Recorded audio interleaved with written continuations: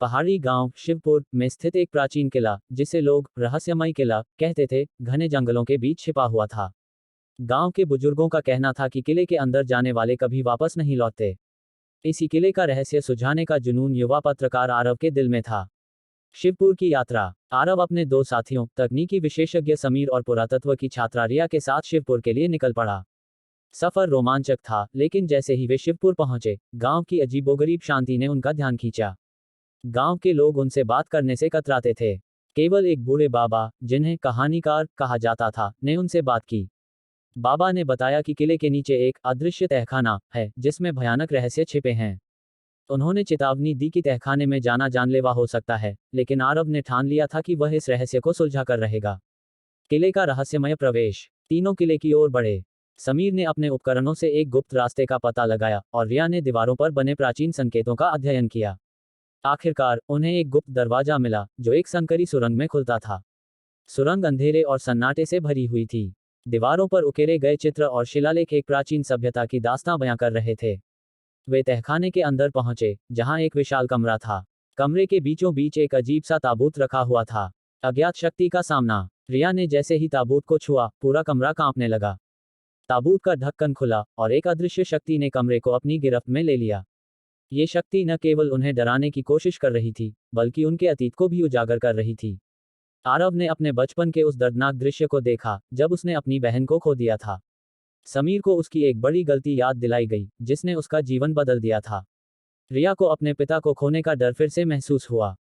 ये शक्ति उनकी मानसिक और भावनात्मक ताकत की परीक्षा ले रही थी। रहस्य से पर्दा उठता है।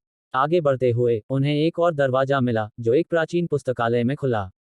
यहाँ एक किताब रखी थी, जिसमें किले और तहखाने के रहस्यों का उल्लेख था। किताब से पता चला कि यह तहखाना प्राचीन वैज्ञानिकों और साधुओं का गुप्त प्रयोगशाला था। किताब में एक मंत्र लिखा था, जिसे पढ़ने से अदृश्य शक्ति को शांत किया जा सकता था।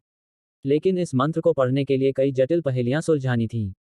नई शुरुआत। तीनों ने एकजुट होकर सुराग हल किए और मंत्र का उच्चारण किया। मंत्र ने अदृश्य शक्ति को शांत कर दिया।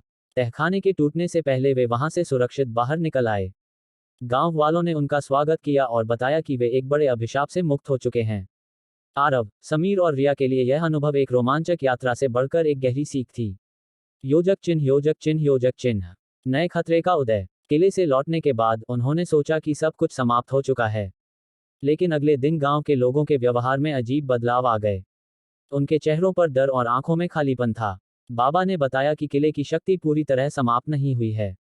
गांव के केंद्र में खड़ा आत्मा का वट वृक्ष अचानक काला पड़ने लगा और उसके आसपास की जमीन में हलचल होने लगी। आरव और उसके साथियों को एहसास हुआ कि खतरा अभी टला नहीं है। दूसरे तहखाने का रहस्य। रिया ने एक पुरानी पांडुलिपि में पढ़ा कि किले के नीचे एक और तहखाना है, जो पहले से भी अधिक खतरनाक और रहस्यमय है। ये तहखाना आत्मा के वट वृक्ष से जुड़ा हुआ था। अगर इसे समय रहते बंद नहीं किया गया, तो अदृश्य शक्ति विनाश मचा सकती थी। आरव, समीर और रिया ने गांव के दो युवाओं, आरुषि और निखिल, को साथ लेकर इस तहखाने की ओर कदम बढ़ाया। अंतरात्मा की परीक्षा। तहखाने में घुसते ही वे एक जादुई भूलभुलैया में फंस गए। ये भूलभुलैया उनकी गहरी भावनाओं और डर का सामना करने के लिए बनाई गई थी। आरव, अपनी बहन की मृत्यु का सामना करते हुए उसे एहसास हुआ कि अतीत को छोड़कर आगे बढ़ना ही सही रास्ता है। समीर, अपने द्वारा की गई लापरवाही का सामना कर उसने खुद को माफ करना सीखा। रिया, अपने पिता को खोने के दर्द को स्वीकार कर उसने भविष्य को अपनाने का साहस पाया। दुष्ट आत्मा का प्रकोप। भूलभुलैया पार करने के बाद वे तहखाने के केंद्र में पहुंचे। वहां एक प्राचीन मूर्ति थी, जो अदृश्य शक्ति का स्रोत थी। मूर्ति के चारों ओर अंकित संकेतों को पढ़कर रिया ने जाना कि मूर्ति को नष्ट करने के लिए मंत्र का उच्चारण करना होगा। लेकिन ये काम आसान नहीं था। त्याग और विजय। मंत्र पढ़ने के दौरान मूर्ति से एक भयानक दुष्ट आत्मा प्रकट हुई। यह आत्मा इतनी शक्तिशाली थी कि उसने तहखाने को हिला दिया। आरव